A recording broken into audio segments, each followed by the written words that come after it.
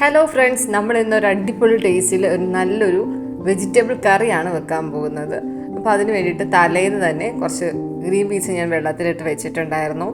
നല്ല കഴുകി വൃത്തിയാക്കിയതിന് ശേഷം അത് ഞാൻ കുക്കറിലേക്ക് ഇട്ട് കൊടുക്കുകയാണ്. ഒരു 3 പിടി ഗ്രീൻ പീസാണ് ഞാൻ എടുത്തിട്ടുള്ളത്. അത് അത്യാവശ്യം കുതിർന്ന് വരുമ്പോൾ നല്ല രീതിയിലുണ്ടായിരുന്നു. അതിലേക്ക് ഒരു 1/2 ഗ്ലാസോളം വെള്ളം ഒഴിച്ചു. അതിനുശേഷം ഒരല്പം മഞ്ഞൾപ്പൊടി ചേർത്തു. അതിൻ്റെ കൂടെ കുറച്ച് ഉപ്പും കൂടി ചേർത്തതിന് ശേഷം നമുക്ക് കുക്കർ അടച്ച് വെക്കാം. കറക്റ്റ് 2 വിസിൽ നമുക്ക് വെയിറ്റ് ചെയ്യാം. അപ്പോഴത്തേക്കും നമുക്ക് കുറച്ച് വെജിറ്റബിൾസ് എടുക്കാം. ഒരു സവാള ചെറുതാണ് എടുത്തത്, അതേപോലെ ചെറിയ ഒരു ക്യാരറ്റ് എടുത്തിട്ടുണ്ട്, അതേപോലെ ബീൻസ് 4 എണ്ണം ചെറുതായിട്ട് മുറിച്ചെടുത്തിട്ടുണ്ട്. ഇത് നിങ്ങളുടെ ആവശ്യത്തിന് നിങ്ങൾക്ക് ക്വാണ്ടിറ്റി കൂടുകയും അതേപോലെ കുറയ്ക്കുകയും ചെയ്യാം. ഉരുളക്കിഴങ്ങ് 2 എണ്ണമാണ് എടുത്തിട്ടുള്ളത്. അതിനുശേഷം കുക്കറിൻ്റെ ആവി പോയതിന് ശേഷം മാത്രം ഓപ്പൺ ചെയ്യാം. ഓപ്പൺ ചെയ്തതിന് ശേഷം നമ്മളവിടെ അരിഞ്ഞു വെച്ചിരിക്കുന്ന വെജിറ്റബിൾസ് അതിലേക്ക് ഇടാം. ഗ്രീൻ പീസ് ഒരിക്കലും വെന്ത് ഉടയാതെ ശ്രദ്ധിക്കുക. അതിലേക്കാണ് നമ്മൾ ഈ അരിഞ്ഞു വെച്ചിരിക്കുന്ന വെജിറ്റബിൾസ് ഇടേണ്ടത്. അതിട്ടതിന് ശേഷം നമുക്ക് കുറച്ചും കൂടി ഇൻഗ്രീഡിയൻസ് അതിലേക്ക് ചേർക്കാം. ഓൾറെഡി നമ്മൾ നേരത്തെ കുറച്ച് വെള്ളം ഉണ്ടായിരുന്നല്ലോ, അതിൻ്റെ കൂടെ കുറച്ച് വെള്ളവും കൂടി ചേർക്കുക. ഇല്ലെങ്കിൽ കരിഞ്ഞിട്ട് അടിയിൽ പിടിക്കാൻ ചാൻസ് ഉണ്ട്. സോ അതിലേക്ക് കുറച്ച് മഞ്ഞൾപ്പൊടിയും കുറച്ച് ഉപ്പും കൂടി ചേർക്കുക.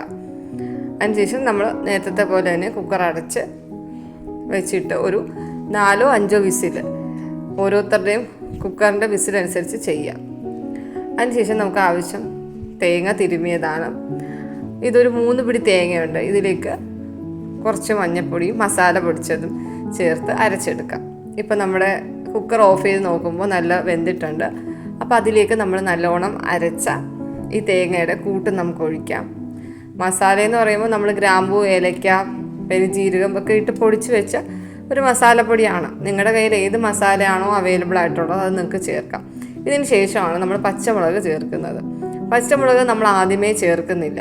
അങ്ങനെയാണെങ്കിൽ അത് വെന്തുടഞ്ഞു പോകും. അതിൻ്റെ ഒരു ടേസ്റ്റും കാര്യങ്ങളൊന്നും നമുക്ക് കിട്ടില്ല. പക്ഷേ പച്ചമുളക് ഇപ്പോൾ നമ്മൾ ഈ കറി തിളപ്പിക്കുന്നതിൻ്റെ ഇടയിലാണ് ചേർക്കുന്നതെങ്കിൽ നല്ലൊരു ടേസ്റ്റ് കിട്ടും. ആ പച്ചമുളകിൻ്റെ ഒരു ഫ്ലേവർ അവിടെ കിട്ടും നമുക്ക്. ഇനിയാണ് ഏറ്റവും നല്ലൊരു സൂപ്പർ ഇൻഗ്രീഡിയൻറ്റ് ചേർക്കുന്നത്, പാല്.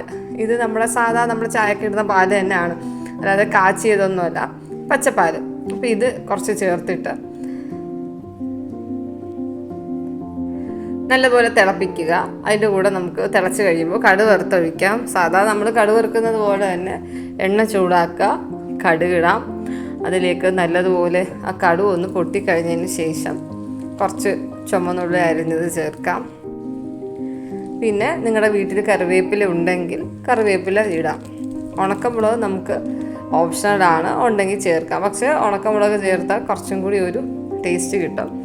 അതെല്ലാം നല്ലതുപോലെ വറുത്ത് തിളച്ചുകൊണ്ടിരിക്കുന്ന കറിയിലേക്ക് ഒഴിക്കുക. ഉപ്പൊക്കെ നിങ്ങൾ ടേസ്റ്റ് ചെയ്ത് നോക്കിയിട്ട് അതനുസരിച്ച് ചേർക്കാം. ഇനി കറി നല്ലതുപോലെ ഇളക്കി യോജിപ്പിക്കാം. നല്ലൊരു ടേസ്റ്റിൽ നമുക്ക് ഈ കറി ഉപയോഗിക്കാൻ പറ്റും. ഇതിൻ്റെ ഏറ്റവും മെയിൻ കാര്യം എന്ന് വെച്ചാൽ നല്ല ക്രീമി ടേസ്റ്റാണ്. നമ്മൾ ആ പാലും മുളകും ഒക്കെ ചേർക്കുമ്പോൾ നല്ലൊരു ക്രീമിൻ്റെ ടേസ്റ്റ് കിട്ടും. നിങ്ങൾക്ക് അപ്പത്തിൻ്റെ കൂടെയോ ദോശയുടെ കൂടെയോ പത്തിരിയുടെ കൂടെയൊക്കെ കഴിക്കാം. സൂപ്പറാണ്.